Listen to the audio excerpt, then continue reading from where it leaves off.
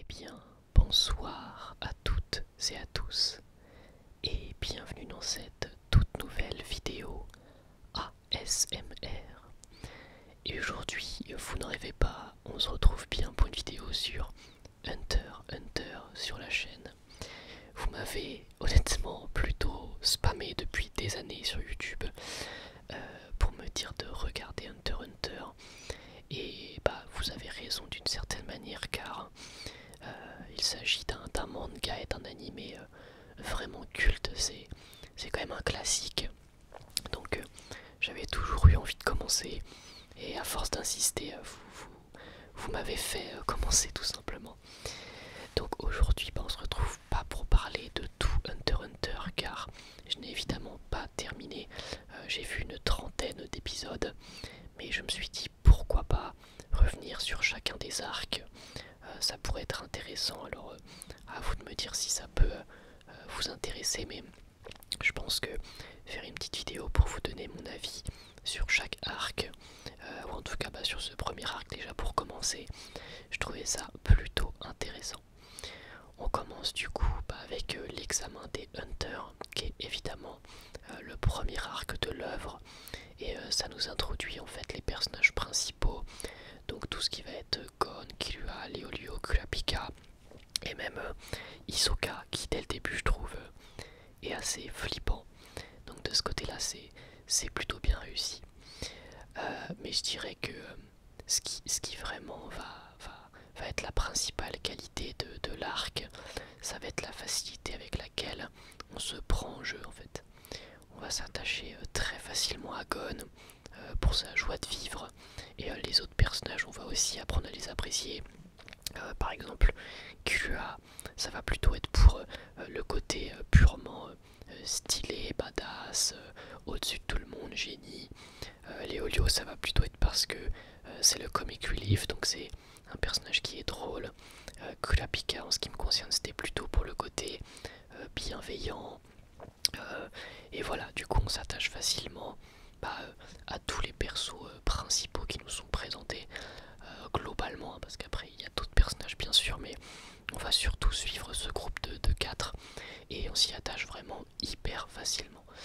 Je dirais que celui auquel j'ai le plus facilement accroché, c'est Léolio en fait, hein, qui clairement est là pour le gag, mais en général je trouve que ça marche plutôt bien, ce genre de personnage un peu drôle, un peu décalé, qui clairement est moins talentueux que les autres, mais qui malgré tout arrive à s'en sortir, arrive disons qu'il ne manque pas de volonté, et ça a plutôt bien marché avec moi en tout cas. Et puis pour ce qui est personnage type antagoniste, et bien comme je le disais, plutôt réussi également.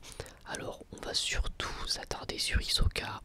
Il y a d'autres personnages un petit peu plus importants, je dirais par exemple le frère de Killua qui est introduit à la fin de l'arc, mais c'est notamment Hisoka qui va, je pense, plutôt intriguer le spectateur ou le lecteur, et de son côté je trouve aussi que c'est réussi dans le sens où il est plutôt flippant, donc ça marche très très bien. Donc déjà voilà, le premier point sur les personnages pour moi est réussi, et puis dès les premiers épisodes je trouve que ça marche vraiment facilement. Mais c'est loin d'être la seule qualité de l'arc. Déjà, ce qui est cool, c'est que on va pas nous introduire directement les combats épiques dès le début. On va plutôt se concentrer sur les aptitudes mentales et physiques des participants pour jauger, on va dire, commencer un petit peu en douceur. Et puis il y a des participants qui évidemment on se demande vraiment un peu ce qu'ils foutent là, notamment le mec avec son ordi là durant la course.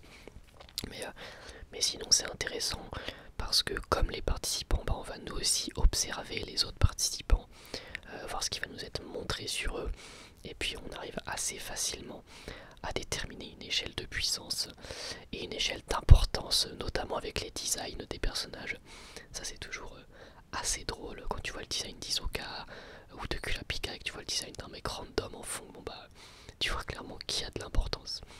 Mais voilà, du coup ça, j'ai trouvé ça sympa, d'autant que ça nous permet finalement de nous attarder un petit peu sur les autres épreuves qui sont quand même plutôt cool, je trouve, parce que on a des épreuves assez variées. Alors après, C'est vrai qu'il y a des épreuves cool.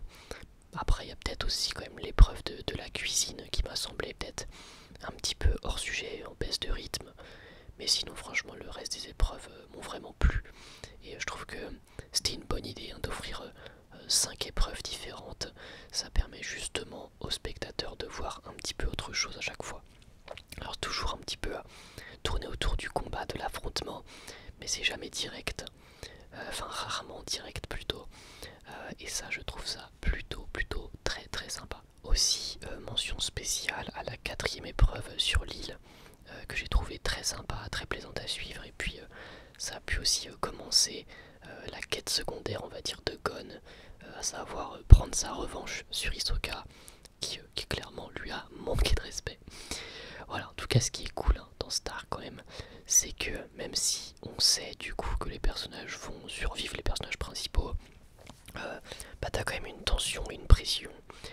Quand Gon va s'opposer à Hisoka, t'as quand même une certaine pression, une certaine tension de savoir ce qui va se passer, ce qui va lui arriver, même si évidemment tu te doutes qu'il va s'en sortir. C'est comme quand Killua il est face à Illumi par exemple, son frère, que tu sais très bien qu'il est au-dessus de lui, etc. Et ben malgré tout tu sais qu'il va s'en sortir, mais t'as quand même une certaine pression. J'ai trouvé ça plutôt cool, tout simplement, d'avoir un certain enjeu, d'autant plus qu'on insiste sur le fait que n'importe qui peut mourir, etc. Donc j'ai trouvé que ça rajoutait quelque chose. Et sinon, globalement, tous les personnages vont avoir, on va dire, leur moment de gloire. Mais il y en a quand même certains qui restent un petit peu en retrait, notamment Kurapika, qui est pas spécialement le personnage le plus mis en avant, pas de ce premier arc. Mais vous allez voir que c'est pas une si mauvaise chose que ça. Je vais vous en reparler après, parce que j'aimerais revenir sur la dernière épreuve, celle du combat en 1 contre 1 pur et dur.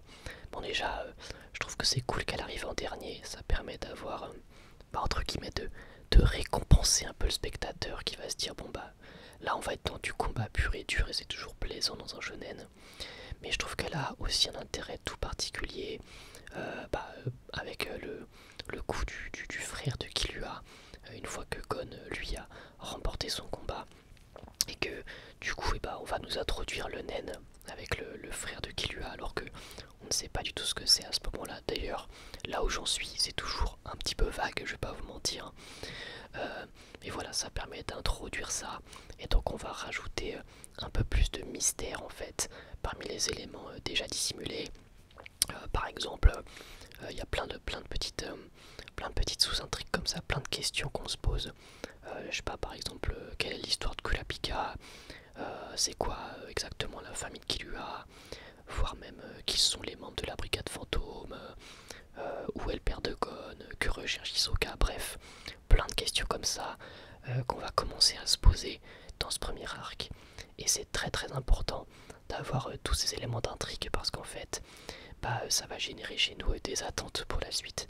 Et ça, c'est très bien pour qu'on ait envie de regarder la suite, hein, tout simplement. Mais sinon, pour moi, la plus grande qualité de l'arc, c'est tout simplement son rythme en fait. Je trouve vraiment que le début d'aventure a une très bonne narration.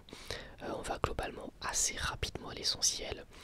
D'autant plus que l'arc dure environ 25 épisodes, donc c'est assez digeste.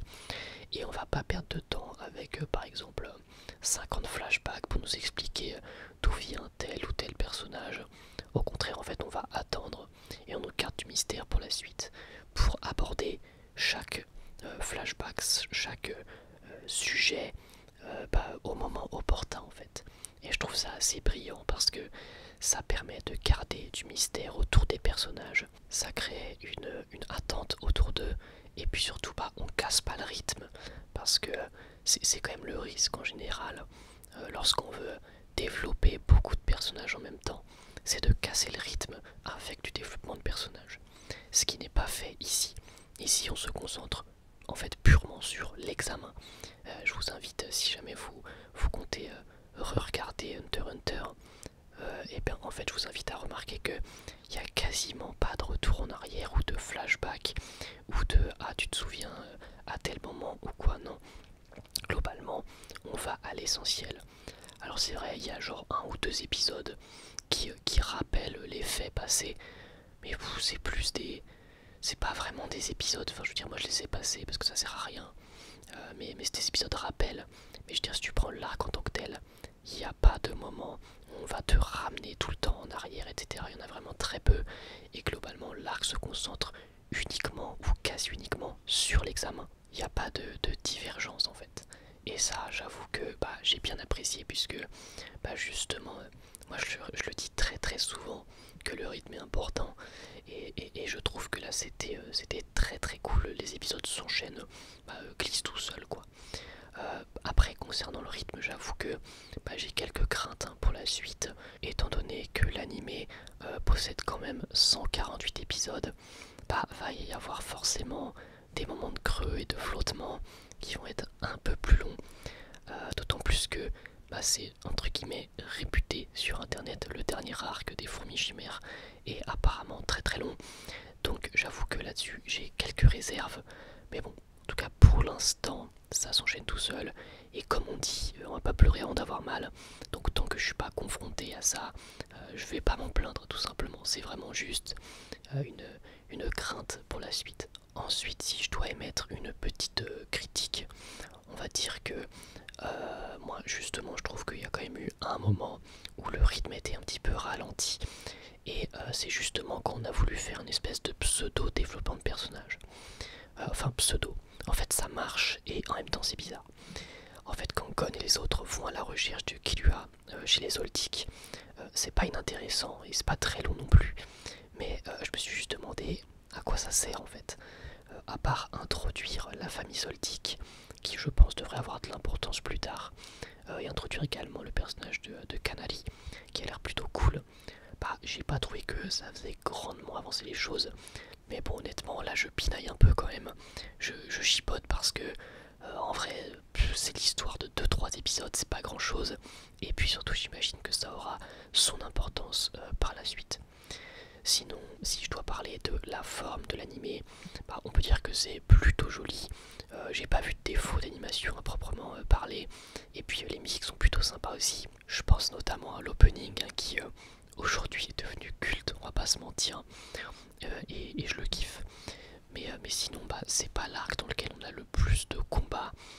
Donc l'animation des affrontements était pour l'instant bonne, mais sans se démarquer particulièrement, ce qui est plutôt normal honnêtement, vu qu'il n'y a pas beaucoup de scènes appropriées à ça. Cependant, mention spéciale tout de même à l'épisode où tout simplement Netero possède une balle, et Killua et God vont essayer de lui prendre. Là pour le coup je trouve vraiment que ça envoie, et c'est très dynamique, donc j'ai vraiment kiffé cette scène, une scène très très intéressante, et même assez énigmatique autour du personnage de Netero par exemple. Donc j'ai vraiment kiffé, surtout que durant cette séquence l'animation était vraiment top, très dynamique comme je l'ai dit. Enfin voilà, donc du coup pour résumer, j'ai vraiment apprécié suivre cet arc. Je trouve que c'est une introduction parfaite pour un animé type shonen neketsu. On a les enjeux qui sont posés, les objectifs du héros et de la plupart des personnages. On nous laisse aussi beaucoup de mystères en suspens, et on va même nous introduire un monde assez vaste et plein d'aventures. D'ailleurs, quand l'arc se termine en fait, c'est vraiment ce qu'on ressent, l'appel à la liberté et à l'aventure, et ça franchement c'est beau. Donc voilà, c'était globalement mon avis sur l'arc de l'examen Hunter. Alors vous remarquerez que j'ai pas trop mis l'accent sur un personnage en particulier ou sur un combat en particulier, puisque il n'y a pas vraiment d'élément central dans cet arc. Il n'y a pas d'événement spécialement plus marquant par rapport à un autre, à part peut-être l'intervention du frère de Killua, mais sinon pas vraiment d'événement qui va être plus important qu'un autre. Donc c'est un arc qui est assez homogène, et comme je l'ai dit, je trouve que pour commencer, c'est pas plus mal. On va pas trop s'éparpiller, on va se concentrer sur l'essentiel, et je trouve que c'est très très cool à suivre de ce fait. Enfin voilà, du coup on en a terminé pour cette petite vidéo où je donne mon avis sur le premier arc de Hunter x Hunter, l'arc d'examen des Hunters. J'espère que cette vidéo vous aura plu. Si vous voulez que je fasse plus de vidéos de ce type, voire même que je continue sur les autres arcs de Hunter x Hunter, eh bien n'hésitez pas à me le dire dans les commentaires. Et puis sinon vous pouvez me dire également si vous avez apprécié cette vidéo. Si c'est le cas, comme d'habitude, n'hésitez pas à liker et à vous abonner, ça me fait toujours super plaisir. Je vous remercie beaucoup pour votre soutien et moi je vous dis